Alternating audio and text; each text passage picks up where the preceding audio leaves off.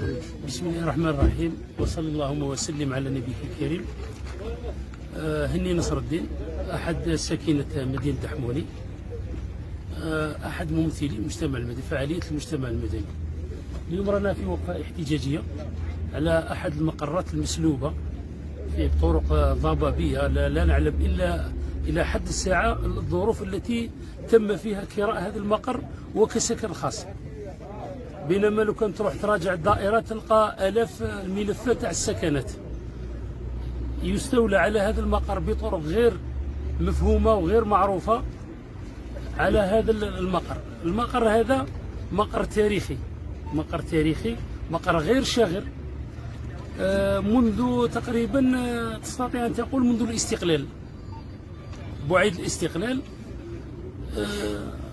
دخلت منظمة المجاهدين، منظمة أبناء الشهداء، وكذا حزب جبهة التحرير الوطني. في حين زادت التحقت من بعد الكشافة الإسلامية الجزائرية، منظمة أبناء المجاهدين، كانوا كاع في هذا المقر لعقود من الزمن. وإذا بنا نتفاجأ بحضور القوى العمومية والمحضر القضائي، وتم طرد كل الفعاليات من هذا المقر. هذا في سنة 2021. احنا اليوم درنا مراسلات كلهم بصفته، درنا مراسلات مع الجهات المعنية. اتصلنا نبداو بالولاية، نبداو بالمعنيين رقم واحد اللي هما مديرية أملاك الدولة، اتصلنا بوسيط الجمهورية، اتصلنا كاع بالجهات المعنية بان نعاودوا نسترجعوا هذا المقر. هذه المقرات تسمح لي، هذه المقرات عندكم العقود تاعهم ايجار، عندكم وثائق عندكم؟ هناك مراسلة اندارت بين رئيس ديوان الحكومة في سنة 91 المولات كاع تاع الجزائر، وتم فيها من خلال هذه المراسلات تم فيها تعيين لجنة أحصت كل المقرات بما فيها مقر الدحموني اللي راهو في جدول، والوثائق هذه راه في الأرشيف تاع أملاك الدولة وفي الأرشيف تاع المكتب الولائي تاع حزب جبهة التحرير الوطني. وقدمنا هذه النسخة فيها مراسلة وفيها الجدول.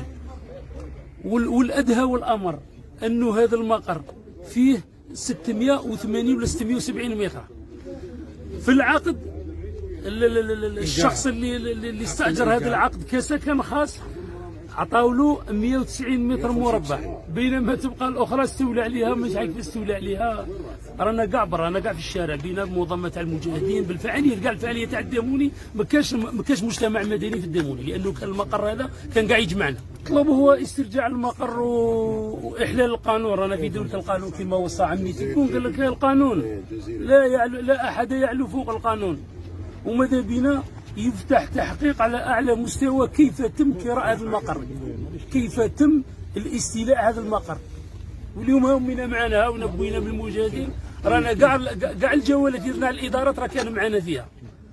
حنا شبيبة بغينا صالحة، واليوم رانا مقيوسين، رانا ما قسنا، رانا ما كوعتنا راهم مقيسين في هذا البيرو، ما كوعتنا راهم ثم وراهم مقيسين، هم يعرسوا عليهم دريت. قبل كنتوا تنشطوا في المكاتب نورمال عادي؟ لا عادي كنا نورمال، ردونا وسعيد. ممثل عن حزب جبهة التحرير الوطني لبلدية الدحموني. احنا بهذه المناسبة الظروف اللي تم الكراء فيها هذا المقر.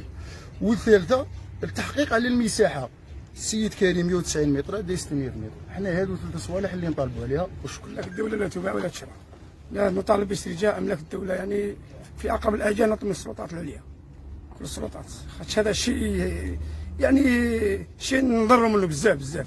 هذه دولتنا وهذا رمز من رموز الثورة. أنا تحرير مع الإدارات، وصلنا مع الإدارات استرجاع الدولة، أملاك الدولة ترجع في أقرب الوقت، يعني نطلب من السلطات.